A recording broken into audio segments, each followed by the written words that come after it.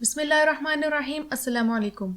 پہلی جنگ عظیم 28 جولائی 1914 سے 11 نومبر 1918 تک لڑی گئی۔ اس جنگ کے اختتام پر اتحادیوں نے شکست خوردہ ملکوں کو توہین آمیز معاہدوں میں جکڑنا شروع کر دیا۔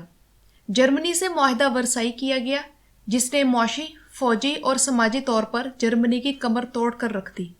اسی طرح ترکی سے معاہدہ سیورے ہوا، جس سے عملاً ترکی کے ہاتھ پاؤں کٹ گئے۔ ترکی سے شام، فلسطین، عراق، جنوبی افریقہ اور دیگر علاقے چھین لیے گئے۔ آرمینیا کو ترکی سے الگ کر کے عیسائی ریاست بنا دیا گیا، جبکہ درہ دانیال اور آبنائے باسفورس کو بین الاقوامی گزرگاہ قرار دے دیا گیا۔ ترک فوج کی تعداد محدود کرنے کے ساتھ ساتھ اس پر بھاری تاوان جنگ بھی عائد کیا گیا۔ قسطنطنیہ یعنی استنبول پر دشمن کا قبضہ ہو چکا تھا اور خلیفہ ان کے رحم و کرم پر تھا۔ معاہدہ سیورے کے خلاف ترکوں میں شدید رد عمل پیدا ہوا۔ ترک عوام اپنے اس توہین پر سخت ناراض تھے۔ فوجیوں کے ایک گروپ نے عوام کی ترجمانی کرتے ہوئے اس معاہدے کو قبول کرنے سے انکار کر دیا اور قابض ممالک کی فوج کے خلاف ہتھیار اٹھا لیے۔ اس مہم کی قیادت ترک فوج کے ممتاز سپہ سالار مصطفیٰ کمال کر رہے تھے۔ ترک کمانڈر کی حیثیت سے مصطفیٰ کمال پہلی جنگ عظیم میں وہ واحد جرنیل تھا جس نے شکست نہیں دیکھی۔ گیلی پولی کا محاذ، شام اور یورپ کے محاذ پر وہ کامیاب ہوا۔ اس کے بعد جنگ آزادی میں بھی اس نے نہ صرف فرانسیسی، یونانی اور آرمینیائی فوج کو شکست دی، بلکہ روس ترک جنگ کے دوران اپنے مقبوضہ علاقوں کو بھی آزاد کروایا۔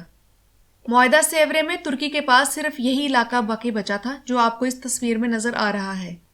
مگر کمال اتا ترک نے ترکی کی جنگ آزادی لڑ کر تمام پارٹیوں کو دوبارہ سے مذاکرات کی میز پر لایا اور انہیں معاہدہ لوزان کرنے پر مجبور کر دیا۔ یوں ترکی کی 5 سالہ آزادی کی جنگ کامیاب ہوئی۔ اس جنگ کی قیادت چونکہ مصطفیٰ کمال کے پاس تھی، اس لیے وہ قومی ہیرو بن کر سامنے آیا اور انہیں اتا ترک یعنی ترکوں کے باپ کا خطاب دیا گیا۔ مگر یہ کتنی حیرت انگیز بات ہے کہ ترکی کی ترقی میں مصطفیٰ کمال کے 40 سالہ دور کو تو شامل کیا جاتا ہے، مگر عثمانی سلطنت کے 700 سال بھلا دیے جاتے ہیں۔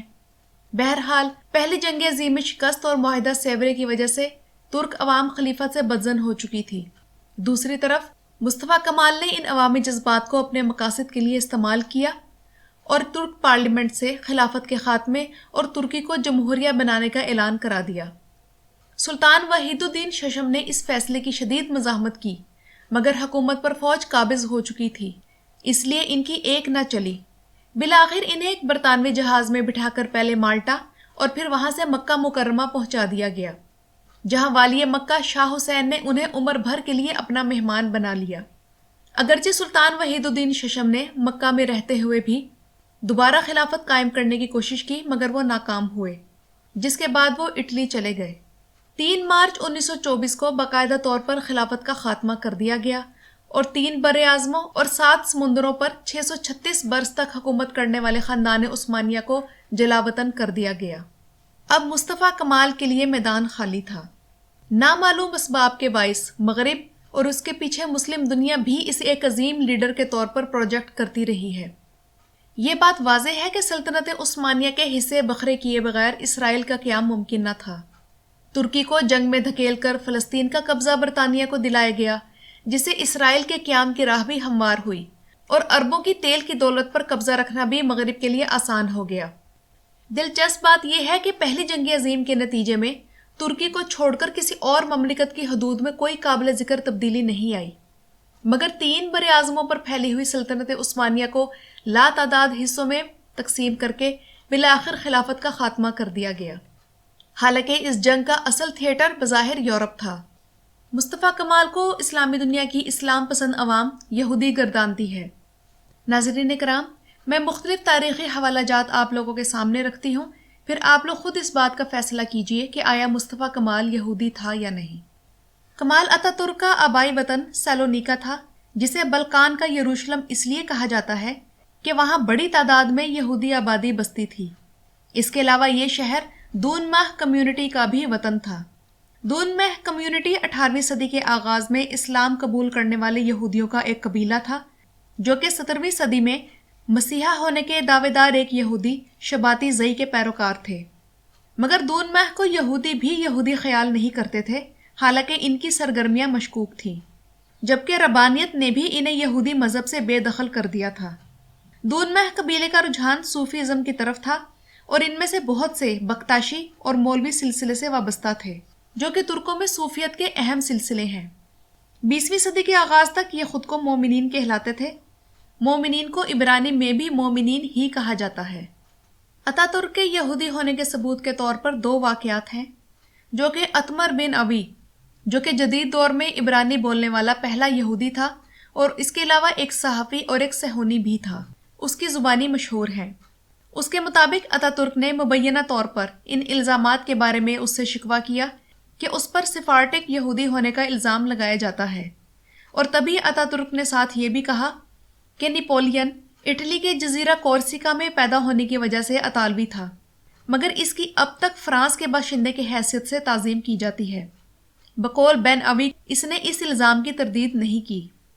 دوسرا واقعہ اتمر بن اوی نے سنایا کہ ایک رات شراب کی محفل کے دوران کمال نے مبینہ طور پر دون مہ کمیونٹی سے ہونے کا اعتراف کیا۔ بن اوی کے مطابق اس نے کہا کہ اگرچہ وہ اب یہودی نہیں ہے، مگر اس کے دل میں شباتی زئی یعنی مسیحیت کا دعویٰ کرنے والے یہودی کے لیے بے حد احترام ہے، اور اس کی خواہش ہے کہ ہر یہودی اس کے راستے پر چلے۔ اتاترک کے باپ علی رضا افندی نے کمال اتاترک کو عبرانی سکھانے کے لیے ایک استاد بھی رکھا، لیکن اتاترک کو صرف یہی الفاظ یاد تھے: شیما یسرائیل ایڈونائے الہینو ایڈونائے احاد، جس کا مطلب ہے سنو اے اسرائیل، رب ہمارا خدا ایک ہے۔ اس کے علاوہ اسکرین پر نظر آنے والا یہ اخباری تراشا 26 فروری 1921 کو نیو یارک ٹریبیون اخبار کا لنک ہے، جس میں اتاترک کو یہودیوں کا لیڈر کہا گیا ہے۔ یاد رہے کہ یہ اخبار یہودی دوست اخبار تھا۔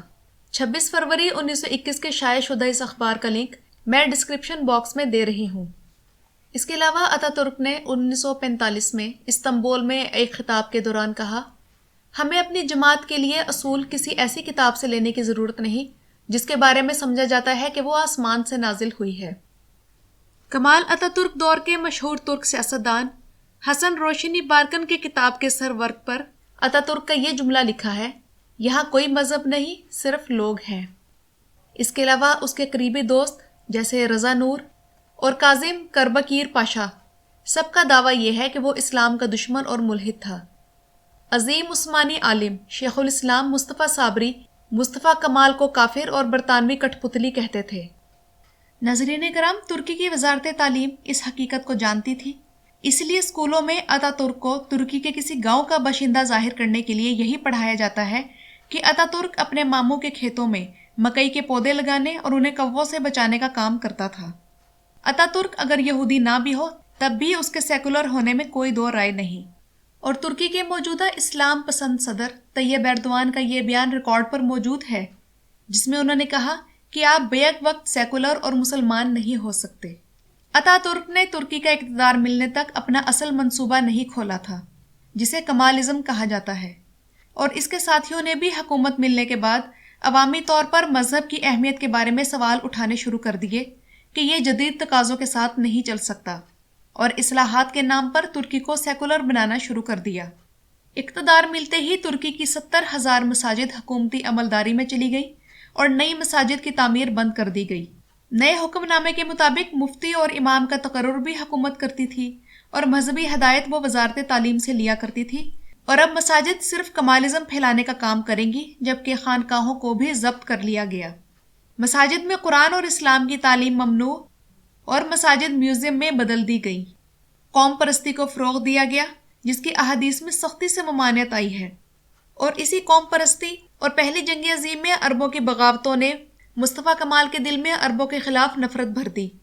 یہ نفرت اس قدر شدید تھی کہ ترکی میں اللہ کی بجائے اس نے ترک لفظ ٹینری متعارف کروانے کی کوشش کی اور نماز اور اذان بھی ترکی میں دینے کا حکم جاری کر دیا، مگر 1933 میں عوامی مزاحمت کی وجہ سے عربی میں نماز اور اذان کی اجازت دے دی گئی۔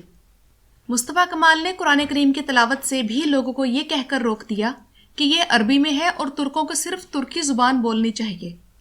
یہی نہیں، ترکی کے عربی رسم الخط کو بھی لاطینی رسم الخط سے بدل دیا گیا۔ شرعی عدالتیں اور شیخ الاسلام کا عہدہ بھی ختم کر دیا گیا۔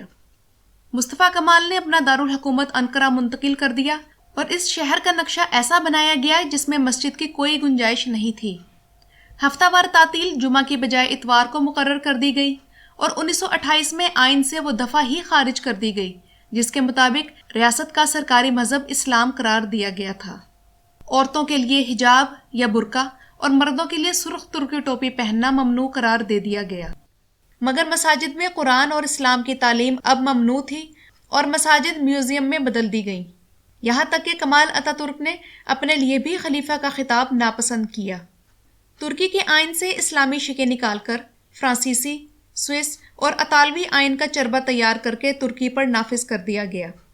ایک سے زائد شادی پر پابندی عائد کر دی گئی اور عشر کا بھی خاتمہ کر دیا گیا۔ خاندانی نام اور خطابات ختم کر دیے گئے اور ہجری کے بجائے بین الاقوامی کیلنڈر، گھنٹے اور پیمائش کو اپنایا۔ اس کے علاوہ ناظرین کرام، میں آپ لوگوں کے علم میں ایک انتہائی حیرت انگیز بات لانا چاہوں گی کہ مصطفیٰ کمال اسرائیل کی آنکھ کا بھی تارا ہے۔ اس کا ثبوت اسرائیل کے شہر بیئر شیبا میں نصب اس کا مجسمہ ہے۔ سوال یہ ہے کہ اگر وہ یہودی سے مسلمان ہوا ہے تب تو اسرائیل کو اس سے نفرت ہونی چاہیے، کیونکہ وہ یہودیت چھوڑ کر مسلمان ہوا ہے۔ یہودیت چھوڑ کر مسلمان ہونے والے ایک شخص کا اسرائیل میں مجسمہ نصب ہونا مشکوک بات ہے۔ بہرحال مصطفیٰ کمال کے ان تمام اقدامات کی وجہ سے ترک عوام اپنے قدیم لٹریچر جو کہ اسلامی تھا اس سے کٹ گئے۔ گویا مصطفیٰ کمال نے ترکی کی اسلامی شناخت ختم کرنے کی پوری کوشش کی اور اس کی نام نہاد اصلاحات میں جو رکاوٹ بنا اسے ریاستی قوت کے بلبوتے پر خاموش کرا دیا گیا۔ ترکی کی جیلیں مخالفین سے بھر گئی، درجنوں افراد پھانسی کے پھندے پر جھول گئے، مگر سیکولرزم اور جمہوریت کے نام پر اسلام دشمنی کے خلاف آوازیں اٹھتی رہیں۔ اور انشاءاللہ اگلی ویڈیو میں معاہدہ لوزان کو ڈسکس کیا جائے گا، جس کے بارے میں بے شمار افواہیں اس وقت الیکٹرانک اور سوشل میڈیا پر موجود ہیں۔ ویڈیو دیکھنے کا شکریہ۔